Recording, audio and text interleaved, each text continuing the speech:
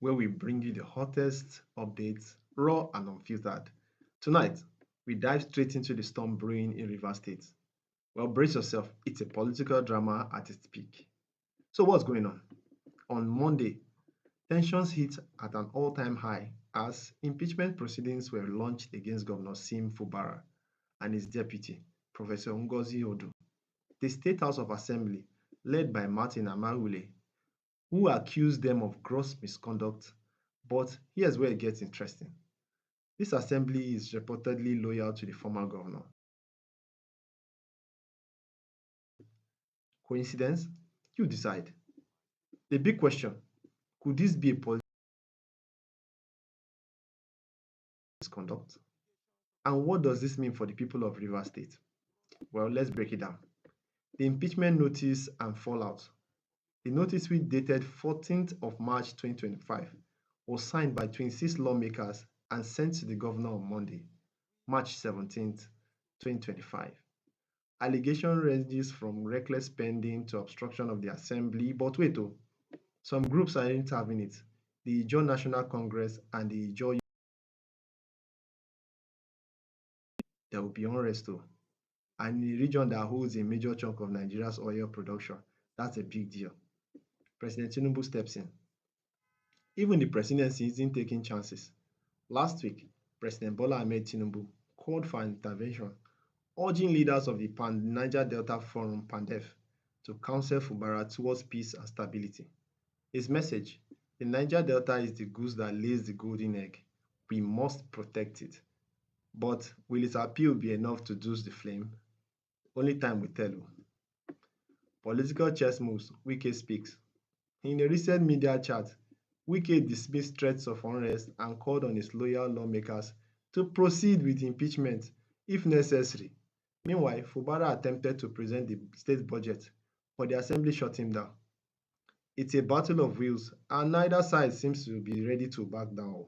The legal twist: as if the political drama wasn't enough, a federal high court in Port Harcourt is set to rule on April 16, 2025, on the legitimacy of lawmakers behind the impeachment moves. Will this court decision change the tide?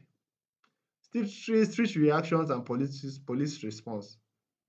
Street reactions and police response. Social media exploded with rumors of riot and even an attack on Wike's residence. But hold up, the Rivers State Police Command has shut down these claims, calling them fake news designed to stir panic. The stakes are high, with revenue allocations now frozen and civil servants at the risk of unpaid salaries. The Rivers State people could be the biggest losers in this battle, and the APC factions divided on the issue. The crisis remains far from over. What next? The million-dollar question is, will Fubara survive this storm? Will Wike's influence shape the outcome? And how will Rivers State navigate this political minefield? Well, we want to hear from you. Drop your comments in the comment section. Let's get talking. Stay tuned to George Boss TV for latest updates, because for us, the drama is far from over. Welcome to George Boss TV.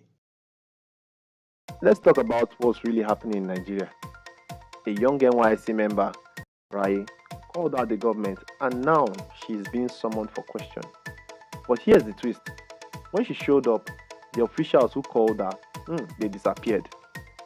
This story has everything: activism, free speech, government drama, and now a nationwide hashtag 30-day rant challenge, where Nigerians are fed up. Let's break it down. The viral call out and the backlash. So Rai, full name Uche Ugu Amaye, took to her TikTok sharing her frustration with the economy and putting the blame on President Tinubu's government. She didn't even hold back, and guess what?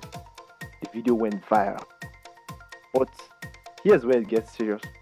NYSC officials allegedly started threatening her, pressurizing her to delete the post. Then she got an official summons to appear at her local government inspector's office. But hold up, plot twist. Gengeng. On Monday, Rayo pulled up, not alone, but with activist Omoyole Sowore, former presidential candidate, and a squad of lawyers. They were ready for whatever was coming.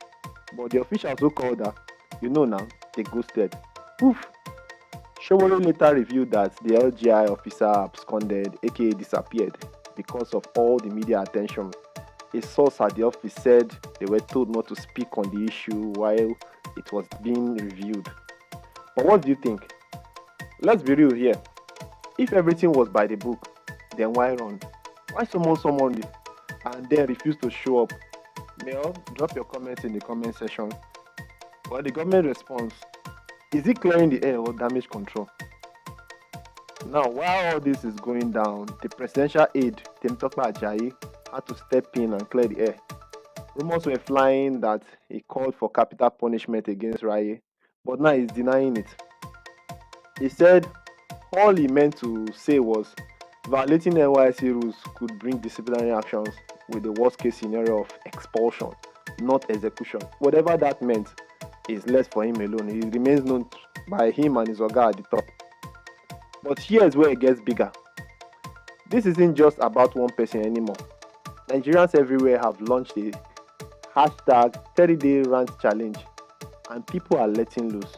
In fact, one user even tweeted, "My $500 earnings in 2021 could buy me a TV, fridge, and AC. But now, the money is worth 800k, both more than what it used to worth before. But now it can only buy a fridge of 350k. 30-day challenge." Another wrote, "Electricity tariff is up, fuel is up, food is up, rent is up, but salaries remains down. Hashtag 30-day rant challenge." Let's talk about, are Nigerians really reaching the breaking point right now? Is this the start of something bigger? Well, hit the comments. Meanwhile, Sheyi Tinubu enters the chat. Just as people are venting their frustration, Sheyi Tinubu, the president's son, went viral too in a video from an event in Adamawa. He called his father the greatest president in Nigeria's history. About great, me I don't know, but he left for you to decide. Now pause.